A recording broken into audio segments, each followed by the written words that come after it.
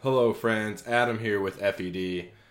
I literally just started Xenoblade Chronicles Definitive Edition last night. It comes out today, well, technically today, but I live on the Pacific Coast. I live on the West Coast of the United States, so it comes out at like 9 p.m. for me rather than midnight because it comes out in midnight Eastern time. It's a whole thing, but it's kind of cool. I feel like I get games a little early, even though it's the same time as everyone else here in the U.S. But whatever, it doesn't matter.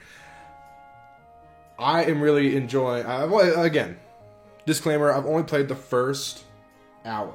I've only played like the first hour of the game, but it has the literal best opening of any game I have ever played. I am so in on this opening. It was so good. Let's talk about why it's so good. So, Fire Emblem was a big thing on this channel, of course. For those who don't know, if you're here just for Xenoblade, which I doubt very many of you are. But this is primarily a Fire Emblem channel at this point. We're looking to branch out, but of course we're still going to play and cover Fire Emblem like crazy. Fire Emblem Awakening started this horrible trend of like a premonition scene, where the game doesn't open on a prologue or anything like that. It opens on a scene that happens in the middle of the game or in the distant future or towards the end. And that's what happens at the beginning of Fire Emblem Awakening. And it's nice and all. You're like, what the heck's going on? And that one works okay. I think it works well in Awakening better than it does in the next two games.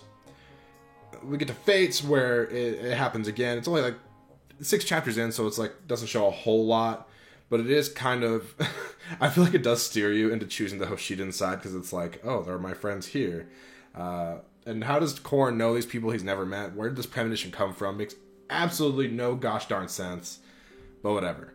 And then we get to Echoes where I don't know what they were thinking. We get to Fire Emblem Echoes Shadows of Valentia. I don't know why they felt the need to show that fight between Alm and Celica, and then ultimately Celica being stabbed. I don't feel like I'm spoiling anything because it happens literally when you press New Game. This is the first thing you see. It is literally the first thing you see. You see Alm with his sword run through Celica. Wrong Fire Emblem. And that honestly was like this really made me upset. You know, why'd you show that to me now?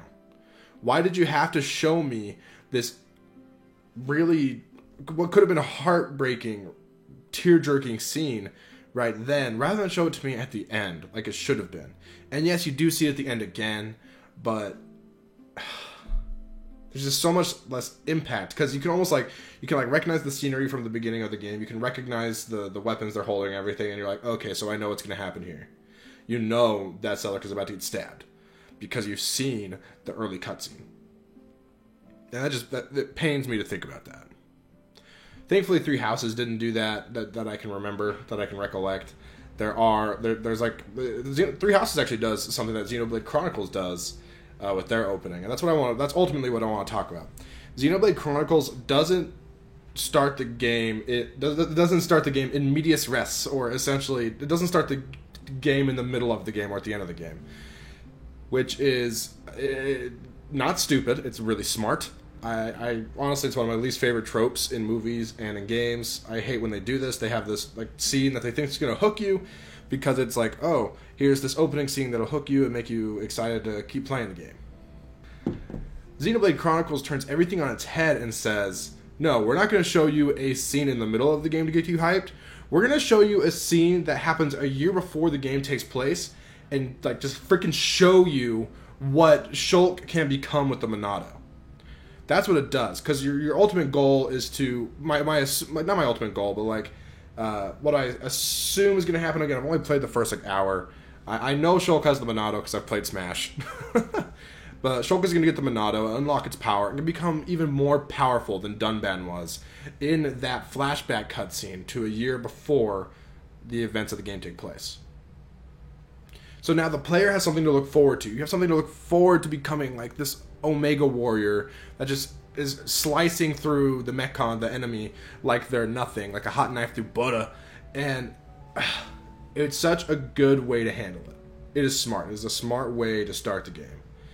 And it makes me like, I'm so excited to get there. Like, Honestly, I'm gonna stream. I'm gonna start streaming this again in like 30 minutes. I'm recording this before, and I'm so excited. I just want to get to that point. You know, I want to get to the point where Shulk is awesome, and Shulk can be like Dunban, and I'm so excited. It's gonna be good. It's gonna be good.